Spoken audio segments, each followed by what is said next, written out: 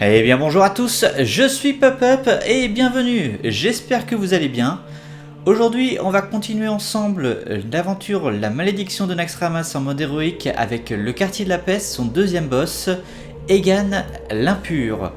Egan a un pouvoir héroïque passif qui au début de son tour infligera 3 points de dégâts à mon serviteur le plus à gauche sur ma table.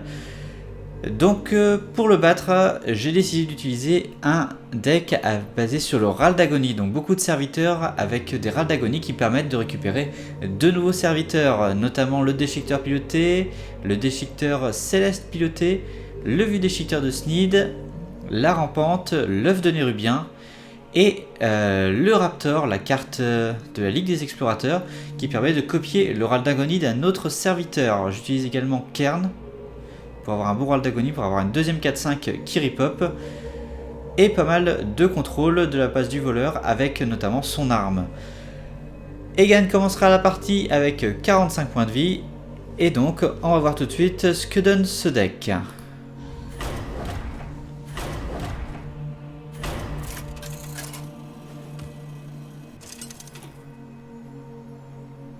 Valira contre Egan l'Impur. Vous pensez être en sécurité? Soyez sur vos gardes. Alors, pour le mulligan, je vais décider de garder l'assommé qui va me permettre de gérer directement la 3-4 qu'il a sur le board en début de partie. Parce que sinon, il va très vite nous infliger beaucoup de dégâts. Et surtout, il a quand même quelques démons dans sa main. Donc en la remontant, on sera un petit peu tranquille pour l'instant. Je suis obligé. Ah, il commence tout de suite avec un Diablota de sang qui va donner un point de vie en plus à son serviteur que je vais assommer tout de suite. Comme ça, on ne sera pas embêté. Vous voyez que j'ai récupéré donc 2 œufs de Nérubien, donc ce sera très bien pour faire popper les 4-4 sur les tours suivants. Egan joue un feu démoniaque pour permettre à son Diablotin de sang de passer en 2-3 et ainsi d'attaquer et de continuer de nous faire des dégâts.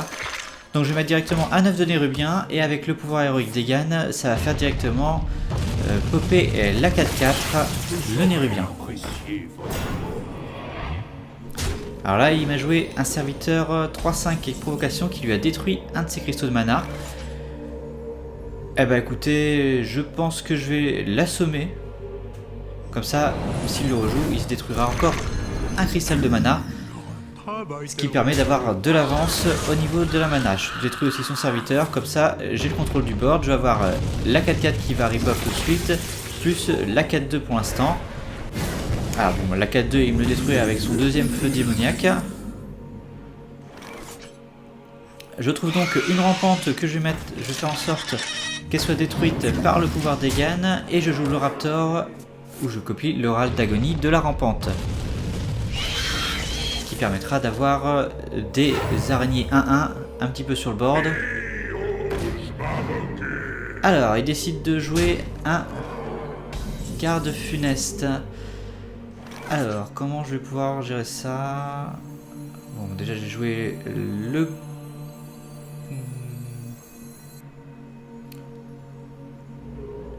Je suis en train d'hésiter, savoir si je joue le golem céleste ou Kern. Je vais plutôt jouer Kern, je pense, voilà. Parce que le râle d'agonie permettra d'avoir forcément un minimum une 4-5, alors qu'avec le golem, je suis pas forcément sûr de ce que je vais avoir. Je saurais apprécier votre... Voilà, donc comme on disait tout à l'heure, il s'est à nouveau détruit un cristal de mana avec sa 3-5.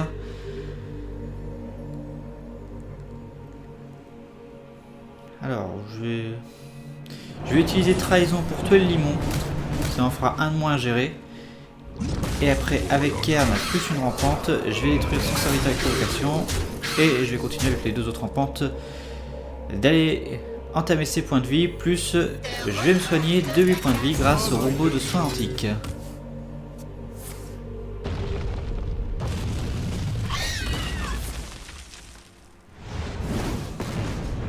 Alors, il utilise un feu de lame pour faire popper le ripop avant son pouvoir héroïque. J'allais détruire son serviteur quand même. Alors malheureusement, la seule qui lui restait c'était un démon. Mais vous voyez qu'il s'est assez vite vidé de sa main, donc ça se passe plutôt pas trop mal. Je vais mettre un petit coup de dague avec un peu de poison, plus une araignée pour le détruire. Et du coup, il me reste la 4-2 qui va être détruite par le pouvoir héroïque d'Egan, plus le robot de soins antique.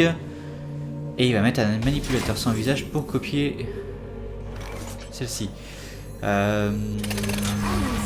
coup, je vais mettre un coup d'arme, voilà, plus le déchiqueteur céleste piloté, qui va être obligé d'utiliser 2 fois pour pouvoir détruire. Alors je vais utiliser l'éventail une fois pour pouvoir piocher des cartes, une deuxième fois pour pouvoir piocher des cartes. Et je pense que je vais mettre un coup de dague pour finir de détruire le serviteur avec provocation. Et ça va me permettre d'envoyer 9 points de dégâts sur Egan. Cette fois-ci le déchiqueteur est détruit. Et je me retrouve avec la carte sortie de la Ligue des Explorateurs. La 5-4 qui en râle d'agonie me donnera une pièce. Sabotage qui va détruire un serviteur aléatoire, mais vu qu'il n'en a qu'un, voilà. Ça le détruit forcément. Ça 6-6. Et en attendant, je continue d'avancer. Voilà, il ne reste plus que 12 points de vie, mais j'ai pas grand chose dans ma main pour relancer s'il arrive à me gérer ma 3-2 qui me reste. Ce qu'il arrive à faire, pour l'instant, j'ai pas grand chose à jouer. Une rampante, mais c'est pas la carte que l'on souhaiterait avoir. J'aurais préféré avoir un vieux déchiqueteur de Smith par exemple. La rampante qui va être détruite, du coup je vais avoir les 2 rip-up, les 2 1-1. Et lui il va jouer un destrier de la mort qui a charge de 3, qui a charge et qui fait 3 points de dégâts au héros adverse quand il meurt. Donc là-bas on va le détruire avec un début de lame. Et pour garder cette fois-ci les 4 points d'attaque lors de la prochaine tour, je décide de tuer mon araignée. Malheureusement il chope un garde céleste piloté que du coup je vais pas m'y intéresser. Je vais mettre le crash vase, il sera obligé d'aller dedans. Alors il faut que je mette un coup d'épée quand même. J'oublie pas. Et il a un point de vie, donc normalement au prochain tour on devrait réussir à le tuer.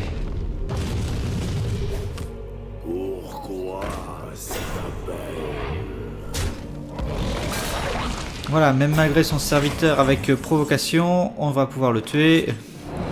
Malheureusement le déchiqueteur de Snid c'est un tout petit peu trop tard pour avoir un petit peu de spectacle avec une légendaire supplémentaire. Et voilà pour Egan.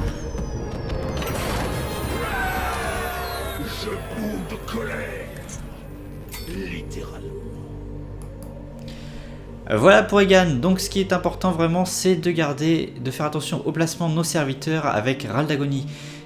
Vraiment pour ceux qui rip-up beaucoup de personnages supplémentaires, de serviteurs supplémentaires pour nous, c'est vraiment la clé du deck. Voilà pour Egan.